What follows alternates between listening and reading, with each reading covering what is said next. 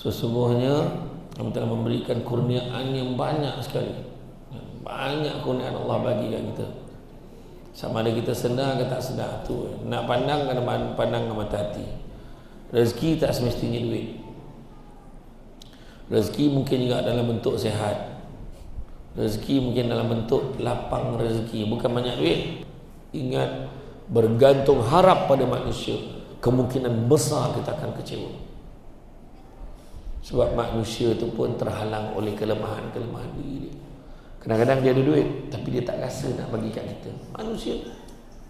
Kalau ada budak-budak berlari-lari bising-bising, tu biasa, tegur dia baik-baik. Jangan kita tegur dia, dek, kalau nak main-main je, pergi balik. Sampai tua budak tu, tak datang lah suau. Sebab dia suruh dihalau je balik, sampai sudah tak datang budak tu. Macam ayah tengah semayang, Allah, anak tu panjat, budak panjat ayah macam ni. Yang mak ni turun, pergi main jauh, pergi main jauh. Semenjak daripada itu, setiap kali waktu solat aja anak main jauh.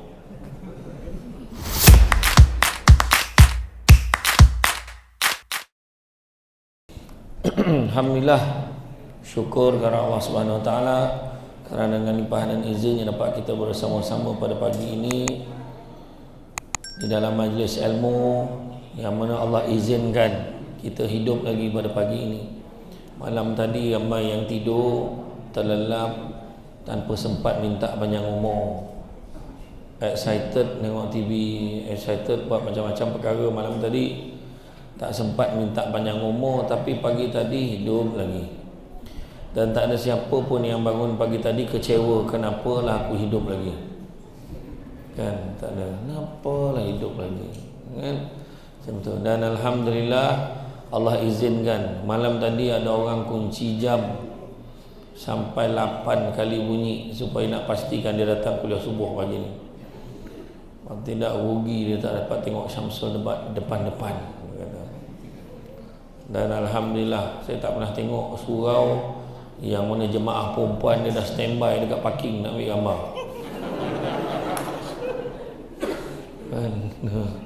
Alhamdulillah. Jadi tuan-tuan sekalian, hari ini saya nak kongsi tentang keberkatan hidup, keberkatan, mencari keberkatan. Sebenarnya dalam mencari keberkatan kan ada orang kaitkan dengan rezeki yang berkat. Ya. Rezeki yang berkat ni termasuklah semua perkara. Kita jangan ingat rezeki ni duit saja. Ingat rezeki ni pangkat saja, tak. Rezeki ni macam-macam kurniaan Allah berikan kepada kita. Baru-baru ni kan kita terbabit dengan perayaan Aidiladha. Ya.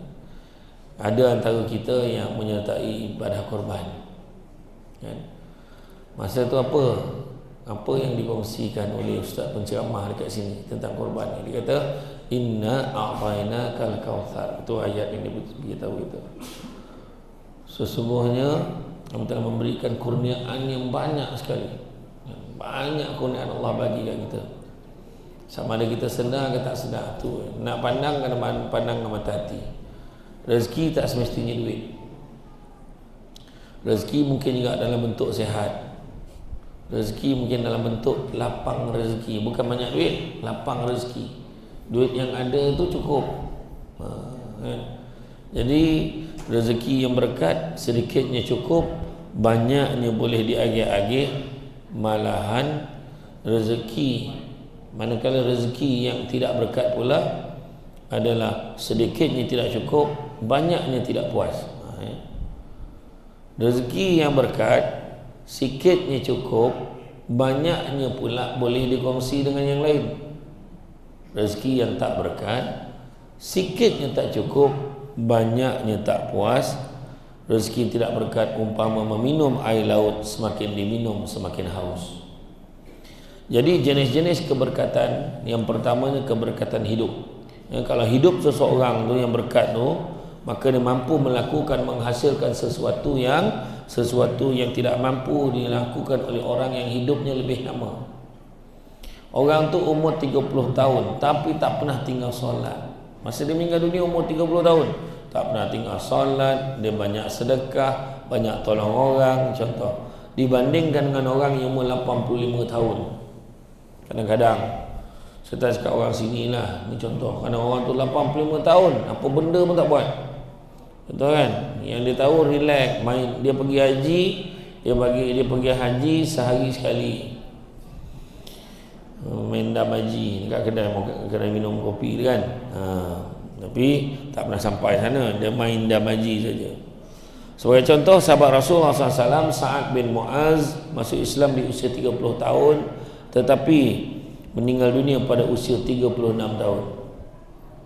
Akan tetapi ketika beliau meninggal, Arash sampai bergoncang dalam rangka nak menyambut kedatangan rohnya, padahal dia hidup hanya 6 tahun dalam pangkuan Islam. Maknanya banyak benda baik yang dia buat. Contohlah Abang Adam Kori. Kenal Abang Adam Kori tak? Dragon kan? Dia dalam tempoh dia Islam, setakat yang saya berbual dengan dia lah, lasan yang saya berbual dengan dia, dia kata setakat dia Islam baru berapa tahun, dia telah berjaya mengislamkan 17 orang lagi sahabat-sahabatnya. Kita dah berpuluh tahun Islam ni, seekor pun tak dapat. Seorang pun tak dapat, seekor pula kan. Dan kemudian begitu juga keberkatan yang kedua adalah keberkatan pada waktu, iaitu kemampuan dalam menggunakannya. Daripada pagi sampailah ke malam, banyak perkara-perkara baik yang dia dapat gunakan, laksanakan dalam tempoh masa yang dia ada. Ada orang lain pula dalam masa yang sama pagi sampai malam, daripada pagi sampai malam istiqamah, dia tengok TV. Contoh istiqamah ni kan. Tak tengok ni apa tau, nak tengok ni tengok waktu World Cup nanti, Piala Dunia ni. Dia boleh tahajud tu. Kalau live tu start pukul 2 pagi, dia boleh kunci jam, tidur malam, tidur awal ni, esok pagi nak bangun nak tengok bola, nak tengok England lawan France, bangun nak tengok pagi. Alhamdulillah boleh istiqamah tentang itu. Tapi bangun malam untuk ibadah kepada Allah belum tentu lagi. Yang kemudian keberkatan pada rezeki. Keberkatan pada rezeki berkat itu dapat mencakupi dan mencukupi meskipun sedikit. Ramai orang yang gajinya banyak tetapi tak cukup, hutangnya banyak yang harus diselesaikan, kehidupannya tetap susah. Tapi ada orang berpendapatan sedikit tetapi cukup untuk menghidupkan, menyara kehidupan keluarganya. Ada yang diperlukannya dapat dicapai, hidupnya aman, damai dan bahagia. Dapat nak beli kereta, dapat, walaupun kereta biasa-biasa kan, tapi dia rasa seronok hidup dia. Alhamdulillah dapat beli kereta baru. Ayah ada kereta baru, Azia. Bukan besar, tapi family dia gembira. Naik Azia, saya lagi seronok naik Azia. Saya kat Semenanjung naik kereta Azia. Sebab bila kita duduk dengan isteri kita dalam kereta, untuk isteri kita, dia rapat. Kalau kereta besar tu terhalang, jadi dia senang mesra macam tu lah. Kalau gaduh pun tak lama kalau kereta kecil. Apa nak kena-kena? Kalau ada gurau kan, kalau gurau macam tu lah. Tapi itulah yang penting, walaupun sikit tapi cukup. Siapa sangka dalam banyak-banyak ceramah dalam tempoh 7 hari saya ceramah, ini satu-satunya surau yang dapat panggil Syamsul Ubat. Yang lain semua masjid. Rezeki lah tu, walaupun sikit tapi cukup, boleh panggil Syamsul Ubat. Janganlah tepuk, ni bukan konsert. Sabar. Bawa tenang. Jadi betul lah kan. Alhamdulillah dapat kita, betul lah. Dia kata surau kita satu-satunya surau yang dapat dalam seminggu ni. Saya rasa tak ada surau lain semua masjid. Semalam masjid negeri, masjid Jami' buat dekat Dewan Don, saya dengan Datuk Nafizah Musa petang semalam. Alhamdulillah ramai. Masih ada ruang lagi. Masuklah. Okey, masuk. Ada lagi yang baru sampai. Ada daripada masjid lain. Alhamdulillah. Itu dari segi rezeki. Kemudian keberkatan pada keberkatan pada ilmu. Apa maksud keberkatan pada ilmu? Ilmu dan pengetahuan yang berkat akan membawa perubahan yang positif pada pemiliknya dari segi amalannya, amal ibadahnya, budi pekertinya, serta dapat memberi manfaat pada orang lain. Berbudi bahasa, elok perangainya, belajar tinggi, budi bahasanya pun elok. Allahu Akbar. Belajar tinggi tapi tak hormat orang pun tak ada guna. Kan? Macam mana tak berkat tu orang cakap. Kata Imam Malik, biar ilmu sikit tapi jangan tak ada adab. Apa maksudnya? Ilmu sikit tapi jangan tak ada adab. Daripada ilmu tinggi tapi tak ada adab pun tak ada guna. Tak hormat dengan orang. Contohnya saya dengan Tuan Imam, dengan Tuan Pengurusi, kita duduk minum tengah makan kuih celorot tu, minum air kopi O. Samsul Bat minum air kopi O sebab dia dah lama putus susu. Tengah minum, lalu satu anak dara menunduk dia dekat tepi meja kita tu. Tumpang lalu Abang Haji, terangkat kopiah imam tu,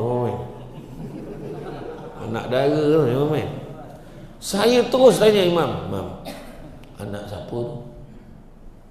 Kita tanya anak siapa sebab ada. Tapi kalau tengah duduk dekat meja makan tu, lalu satu kereta besar. Kereta besar lah, Range Rover, Land Rover lagi besar, Land Rover. Tung. Pang, dah tanpa ranjat kita siapa ni? Dia turun, dia buka si mata. Weh panggilnya. Dia kata, weh, rumah imam mana? Yang dia tanya imam. Rumah imam mana? Disebabkan tu lah imam kata, entahlah, kau pergilah tanya orang lain. Sebab apa? Sebab adab. Nampak tak? Ya. Adab ni boleh mencakupi semua. Tu sebabnya bila guru-guru pesan tu ikut adab, dia kena dengar pesan guru. Pokok sena tepi sempadan, anak tupai menumpang lalu, bercerai nyawa dari badan, barulah putus petua guru. Apa guru pesan tu ikutlah. Kalau mencari pokok berbuah, pucuk elobek dahan berdaun. Kalau nak jadi insan bertuah, duduknya beradab, tegaknya bersantun. Itulah adab. Bagus adik-adik ni, nampak kan? Elok senyap ni. Bukan semua tempat macam tu. Ya. Bukan semua tempat tu dia bising, dia kacau, contohlah kan. Tapi ingat tu budak biasa. Kalau ada budak-budak berlari-lari bising-bising, tu biasa, tegur dia baik-baik. Jangan kita tegur dia, dek, kalau nak main-main pergi balik. Sampai tua budak tu tak datang lah suam. Sebab dia suruh dihalaunya balik, sampai sudah tak datang budak tu. Macam ayah tengah semayang, Allah, anak tu panjat, budak panjat ayah macam ni. Yang mak ni turun, pergi main jauh. Semenjak daripada itu, setiap kali waktu solat aja anak main jauh. Dah namanya budak, janganlah dihalau budak tu. Lain lah kalau masa ayahnya semayang, maknya panjat. Itu patut halau kan, tak faham bahasa pun tu macam tu kan. Dah nama budak, dia tak faham. Dia rasa dia boleh panjat kan. Dia sampai sujud pun dia duduk bergauyut dekat kepala ayah ada lagi. Jadi keberkatan pada ilmu tu, dia hormat guru, dia hormat pada orang. 4 kategori manusia yang menuntut ilmu tapi dilaknat oleh Allah. Siapa dia? Kalau kita tengok dalam kitab hadis 40 kan, salah satu hadis tu memberitahu tentang 4 kategori manusia yang menuntut ilmu tapi dilaknat oleh Allah. Pertama, orang yang menuntut ilmu kerana ingin berlawan dengan nak menunjukkan siapa yang lebih handal. Nanti aku habis belajar, kita tengok aku ke dia lagi pandai. Contoh, dilaknat oleh Allah. Kedua, menuntut ilmu supaya orang mendongak kepadanya. Dia nak orang yang hormat dia. Mendongak tu hormat kan. Pun dilaknat oleh Allah. Ketiga, menuntut ilmu kerana ingin mengejar kekayaan dunia, dilaknat oleh Allah. Ibu-ibu hati-hati. Selalu cakap dengan anak-anak kan, nak kaya belajar rajin-rajin. Jangan. Terus buat orang tua-tua dulu-dulu cakap, kalau nak jadi orang, belajar. Kita pun terfikir, selama ni kita ni bukan orang. Maksudnya jadi manusia. Manusia apa? Khairun nas anfa'uhum linnas. Sebaik-baik manusia, manusia memberi manfaat pada orang lain. Dan yang keempat, orang yang dilaknat, menuntut ilmu yang dilaknat oleh Allah adalah orang yang menuntut ilmu kena nak berlawan sesama orang yang tak pandai. Lagi teruk. Nak berlawan dalam grup WhatsApp, nak tengok siapa lagi pandai. Dalam grup WhatsApp tu dia share, kalau tak silap akulah yang aku belajar dulu, mahal ambil dekat Google tu. Masuk dalam tu nak tunjukkan dia lagi pandai. Tu pun dilaknat oleh Allah. Tu. Tapi itu bukan tajuk hari ni lah. Seterusnya, keberkatan pada rumahnya. Macam mana keberkatan pada rumah? Rumahnya berkat, penghuninya aman dan damai. Rumahnya dapat menjadikan penghuninya rasa bahagia, senang mengikuti perintah Allah. Macam tu. Bangun pagi, abang subuh bang, subuh. Abang kejut pagi subuh. Subuh bang, kalau macam tu lah cara kejut, sudahnya dua-dua tak subuh. Yang faham-faham, tak faham sudah. Kejut tak tahulah ustaz, suami saya susah nak bangun, tak tahu macam mana nak buat kan. Senangnya, abang api bang, api mana api? Api neraka cakap. Dia ada terjaga sikit kan. Sebabnya bila azan subuh ni mustahak. Azan subuh dengan azan maghrib beza. Azan maghrib, Allahu Akbar, Allahu Akbar. Tu subuh. Tu maghrib. Kalau subuh, Allahu Akbar, Allahu Akbar. Macam tu je. Tegas sikit. Asyhadu an la ilaha illallah.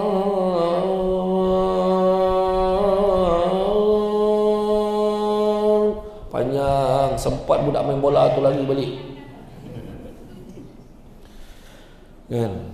Yang paling mustahak tu, as-salatu khairum minan naum. Macam tu je. Rasa nak menyanyi pula dengar ringtone. Kan dia tak boleh dah, as-salatu khairum minan naum. Tak boleh. Tidur orang kan. Tu sebab kadang Bilal dia bukan apa. Kalau orang macam ni ramai, semangat Bilal azan. Ni bila subuh tengok, Allah, buka sliding door dia seorang. Aduh. Imam ada hal pula gitu, sakit perut. Imam tak boleh datang. Yang seorang tu datang, dia tinjau dulu kat sliding tu. Bilal seorang tak jadi ni, mau aku jadi imam ni, balik dia. Itu yang bila dia semangat, Allahu Akbar, sebab ramai. Dia tengok tak ramai. Allahu Akbar, Allahu Akbar. Kan? Semangat. Dalam rumah semayang berjemaah, kejut. Semayang imam, lelaki kena jadi imam kat rumah paling tidak seminggu sekali. Macam boleh. Steady. Tengok masa PKP tu, berapa ramai tiba-tiba berjuta imam tanpa tauliah berjaya dilahirkan. Kan dekat rumah barulah suami dan ayah tu sedar banyak lagi surah dalam Quran tu selain pada surah Al-Ikhlas. Itu je surah yang dibaca ni sejak berkahwin sampailah sekarang. Nak ta'ina Allah, nak ta'ina Allah. Pagi kejut, suami masuk dalam bilik air, gosok gigi, segar-segar badan. Ini tak. Bang, bangun subuh dia ambil uduk semua macam tu. Muka tak segar langsung. Dia tanya, anak dia ayah cakap apa?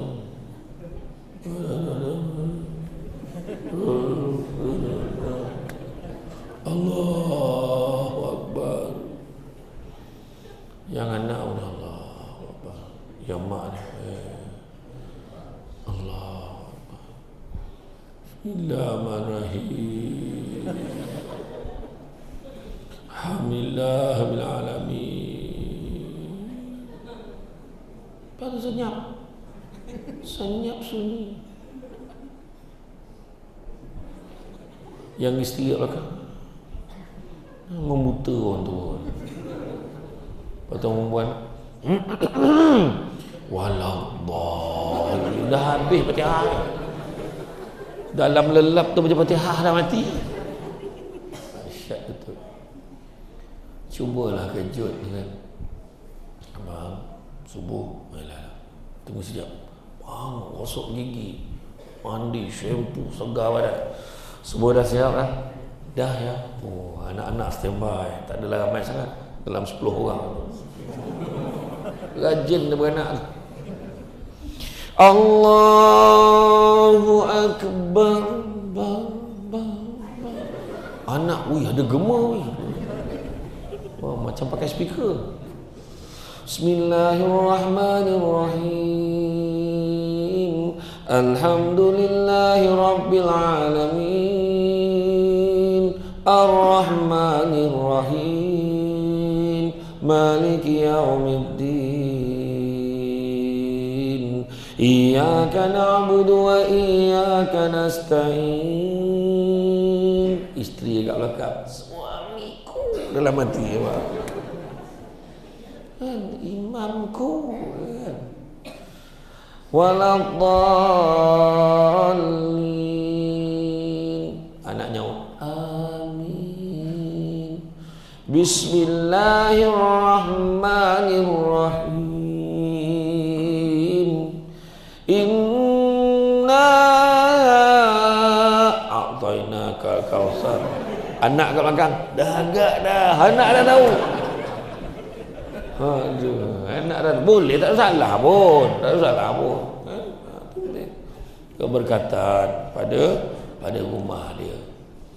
Kemudian rumah ni tak perlu besar, tapi dia boleh buat semua benda tu.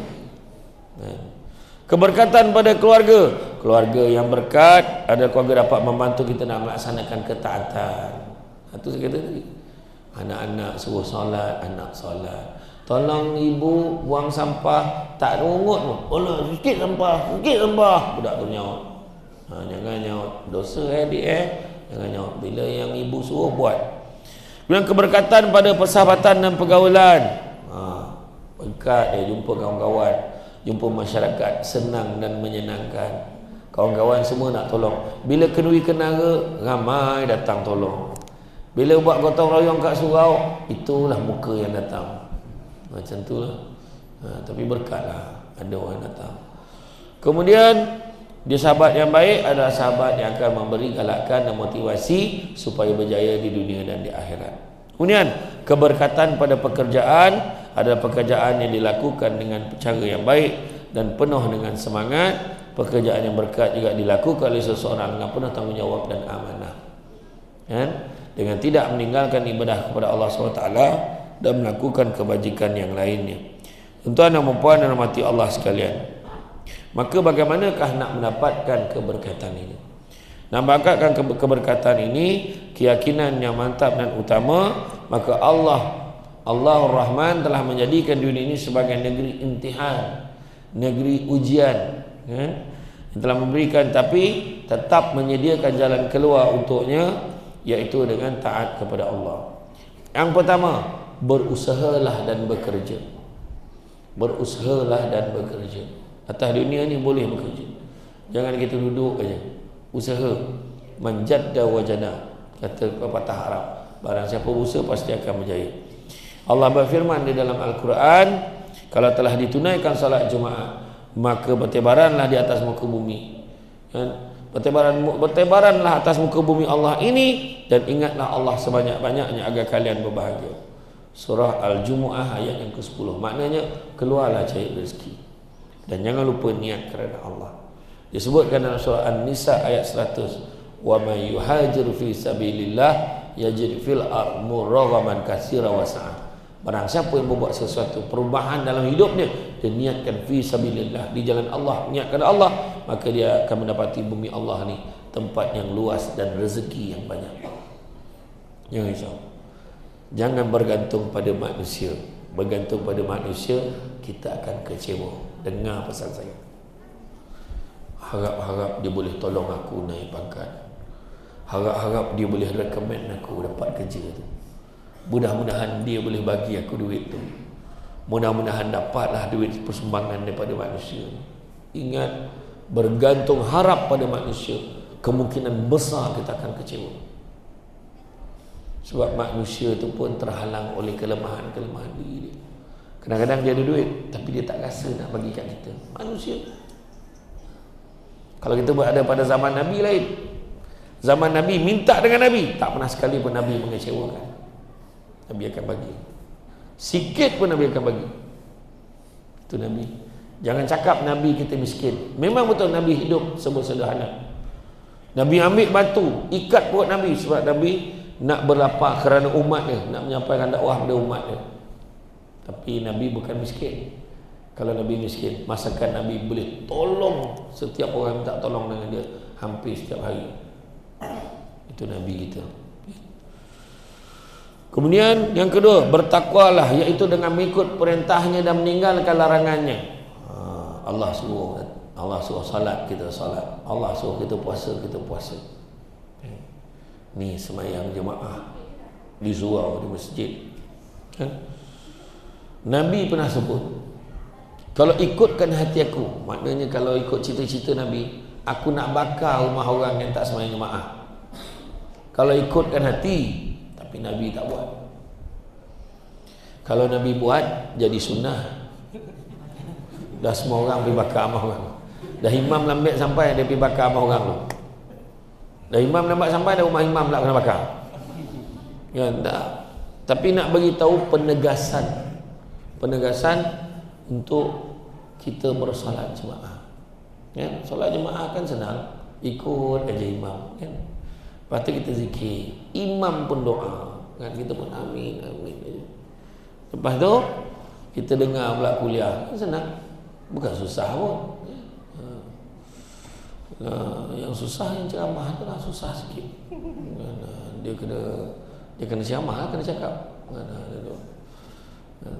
Tapi itulah dia, menyerahkan, kita mengikuti perintah Allah Subhanahu Wa Taala dan meninggalkan larangannya. Allah berfirman yang bermaksud, dan barang siapa yang bertakwa pada Allah, nescaya dia akan mengadakan jalan keluar baginya dan memberikan rezeki kepadanya dari arah yang tidak disangka-sangka. Surah At-Talaq ayat yang ke-2. Yang ketiga, bertawakallah kita, menyerahkan urusan kita kepada Allah Subhanahu Wa Taala. Allah SWT berfirman, artinya barang siapa yang bertawakal kepada Allah Subhanahu Wa Taala, nescaya dia akan mencukupkan keperluannya. Surah At-Talaq ayat yang ketiga. Itu saya kata tadi, serah pada Allah cukup, serah pada manusia tak cukup. YB tu je yang boleh tolong kita. Contoh, ni YB yang minta tolong, dah siap surat 3 muka surat. Tanya orang surau lah, berapa kali dah senarai. Saya tak cakap YB sekarang lah, dulu-dulu lah. Contoh, dalam 10 surat belum tentu lagi 10 lulus. Ada peruntukan belum sampai lagi. Okey. Bukan main lagi cerita. 10 tahun tak dapat. Ya. Betul tak? Sebab berharap pada manusia. Betul tak? Tapi itu ikhtiar kita. Tak salah. Janganlah lepas ni tak minta lagi lah. Imam pun tak payah kita minta lagi dengan YB ni. Minta pada manusia, kita akan kecewa. Tak. Kena minta juga. peruntukan biar dia sedar sikit kerja dia apa kan? Tolong orang ni kan. Alhamdulillah. Yang ni semua sumbangan orang ramai ke ataupun ada sumbangan daripada ni? Inilah surau ni. Sumbangan orang ramai ke ataupun memang ada sumbangan daripada YB? Yang kita buat sekarang ni banyak pada komuniti. Komuniti banyak komuniti. Tengok. Bila kita sesama kita kan, kongsi alhamdulillah. Macam itulah. Nanti Ustaz boleh besarkan lagi. Ni buat Jumaat kan? Tak adalah. Kalau dapat ada meja kuliah tu sedap sikit lah.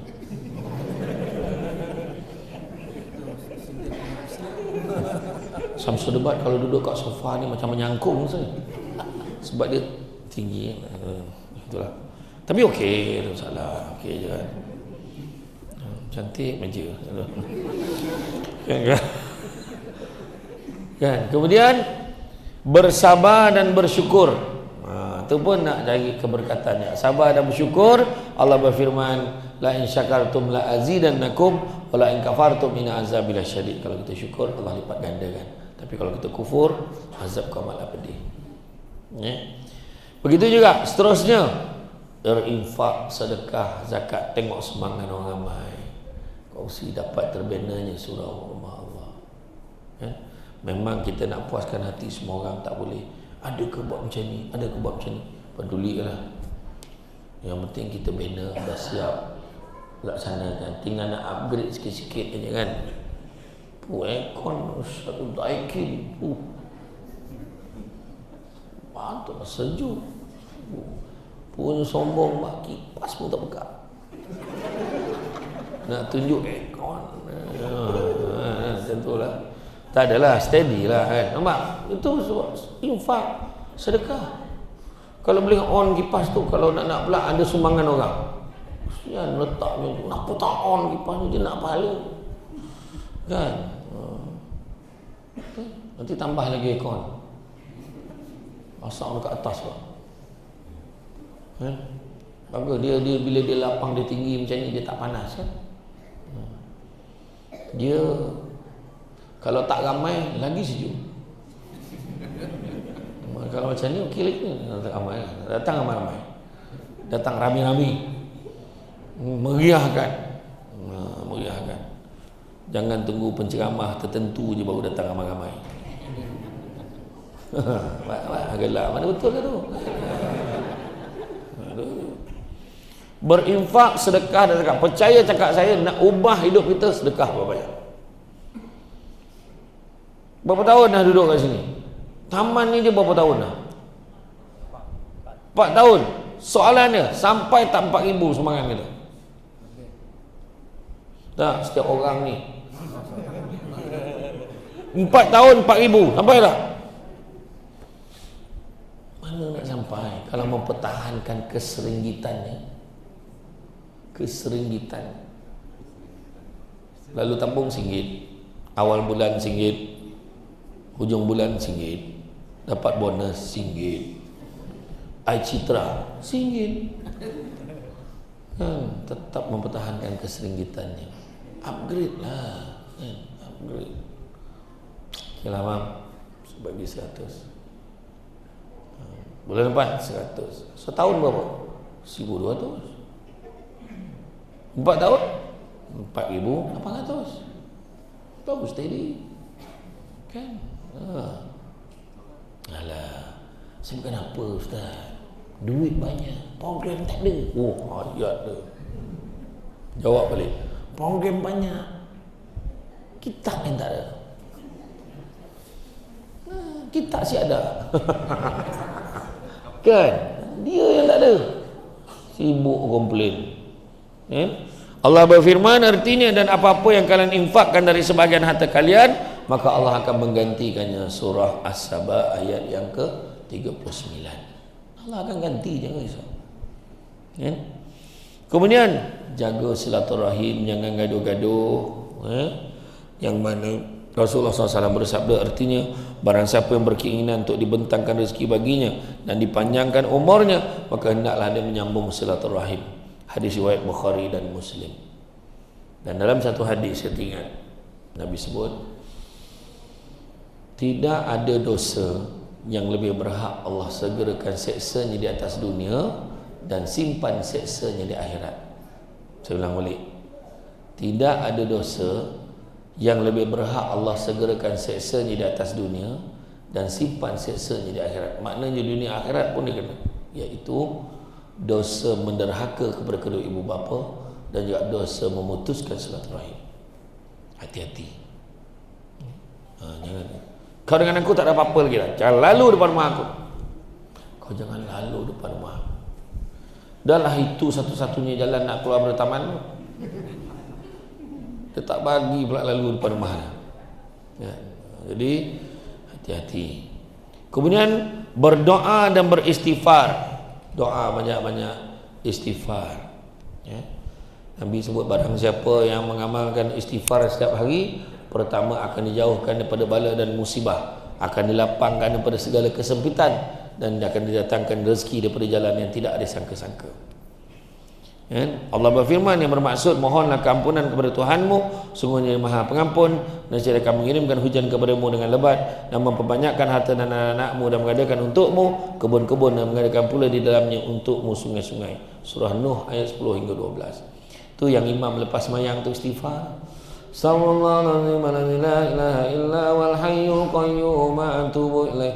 Astaghfirullahaladzim la ilaha illa wal hayyul qayyum atubu ilaih.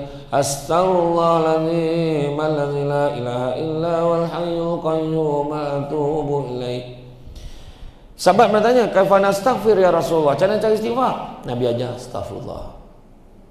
Astagfirullah, astagfirullah, astagfirullah, astagfirullah. Kalau rajin lagi, astagfirullahalazim, astagfirullahalazim. Rajin lagi, astagfirullahalazim la ilaha illa wal hayyul qayyum atubu ilaih. Macam imam baca tadi. Rajin ni, astagfirullah innallah kana tawwaba, astagfirullah innallah kana tawwaba, astagfirullah innallah kana tawwaba. Tak ampun dan taubat sekali. Yang Nabi tak ajar, astaga. Tu tak ajar. Tu ramai astaga. Dia tak buat apa. Tak ada faedah kan. Astagfirullah. Amal setiap hari. Berapa kali nak buat? Yang eloknya umum buat. Sebab umpan kan banyak mengumpat kan. Banyak jangan. Saya dengar tadi. Saya lalu tadi tingginya saya dengar tadi. Mengumpat. Tak baik. Buka je mas. Dalam TV nampak tua. Aku ajar apa. Ni kopiah baru tau. Saya baru beli dekat Majma Mall. Buat kopiah dah habis. Tak sangka pula lama sangat kali ni. Contohlah kita semua banyak dosa kan. Berapa kali nak buat sehari?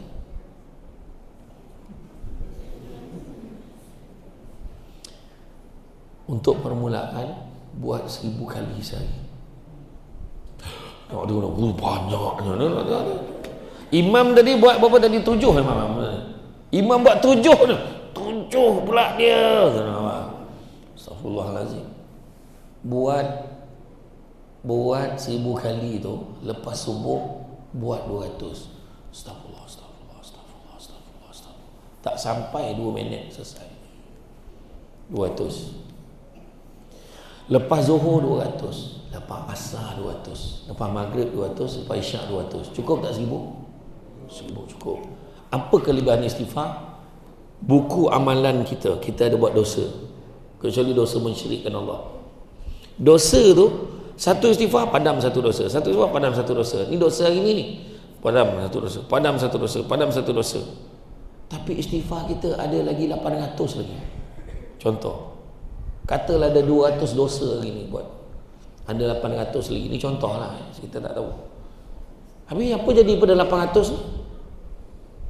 Malaikat akan buka muka surat yang sebelumnya, amalan yang semalam, dosa mana pula padam. Buka lagi padam. Itu sebab istighfar yang banyak. Sebab kita semua berdosa. Betul tak?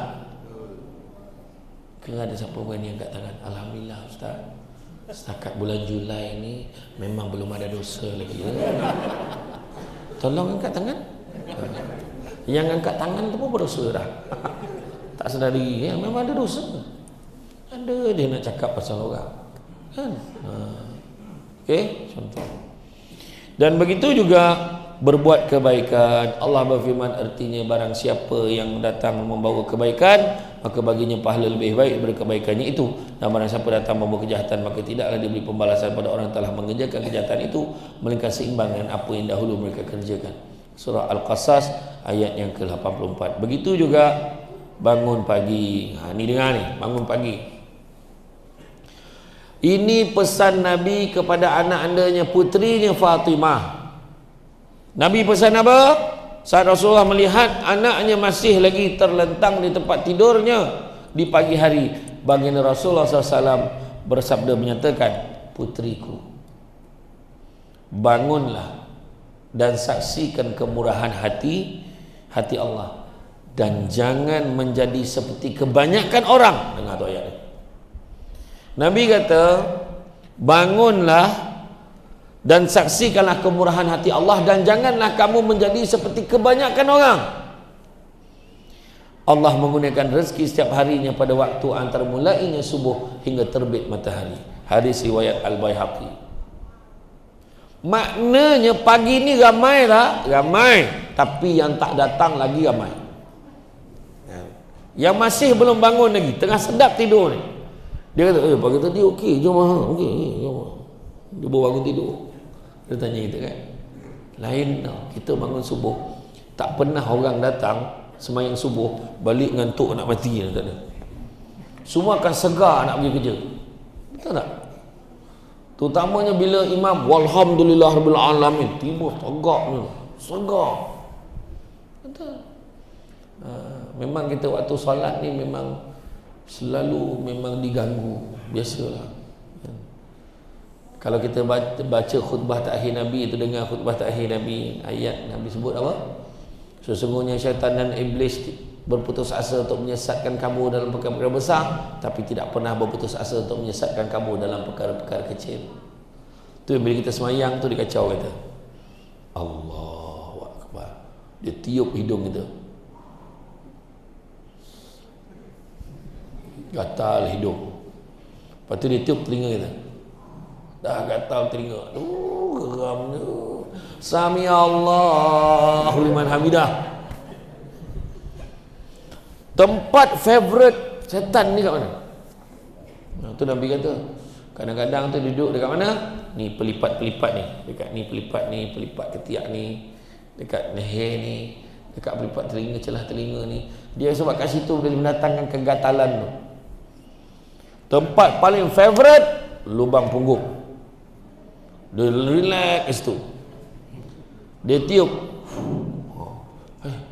Kentut ke aku ni? Dia kacau. Nabi pesan, peduli kan? Setan ni, setan. Setan. Setan. Setan. Tapi kalau dah membobok bunyinya, setan, jangan. Dah berbunyi. Dia syarat kentut ni dua.